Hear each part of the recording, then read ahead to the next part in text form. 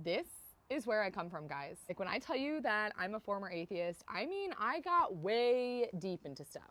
If this freaks you out, just scroll on. I totally understand. I have felt like a strong pull to keep this book for some reason. Throughout the move, I've kept it. And in my head, I justify it as just wanting to remember where I've come from. Today, when we were unpacking boxes, I pulled this book out and I sat and I actually started reading through it. Pages that I've marked, things that I highlighted. As I was reading, my heart was literally racing. I feel like today is the day that I need to throw this book away, but I do want to read you some things from this book. I started this when I was 19 years old, never read the Bible before, and the feelings that I had about this book while reading this book when I was 19 years old, this seemed like a bunch of fantasy, a bunch of hoopla, are now the same feelings that I have about this book. Reading through this, which I'm going to share some with you, it was like, how could I have fallen into this? But I distinctly remember thinking the same thing about the stories and the things that are in this book, and I still really struggle with some things in here. One of the pages that I marked and that I actually emulated in my very own bedroom, which is so, it gives me the EBGBs to even think about it. I do have pictures of what my altar looked like in my bedroom when I was 19. Bless my husband's heart, he still married me.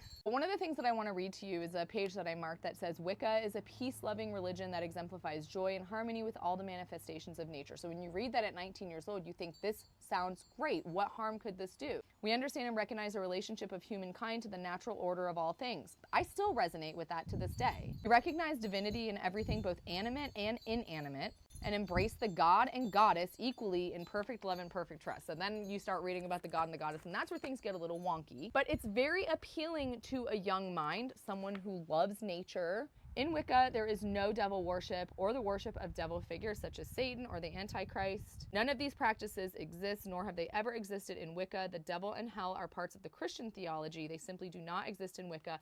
Again, as I'm reading this as a 19-year-old, I'm thinking, this is all positive, good vibes, and this is evil.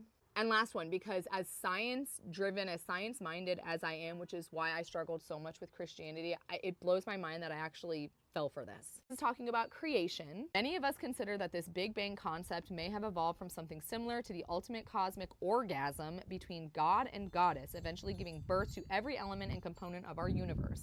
The tenet, love is the law and love is the bond, is fully understood and recognized by all practitioners of Wicca. So when I read that at 19, I'm like, oh yeah, love is everything. Love should be in everything. And it's so funny because now when I read this, that is the same feeling that I'm getting. Going through and rereading things that I highlighted in this book, now that I've become familiar with the Bible, I can still see it in me. Like, I'm still the same person. I still have that same connection to nature, and I do still have that feeling of like God is in all things, but it's just different.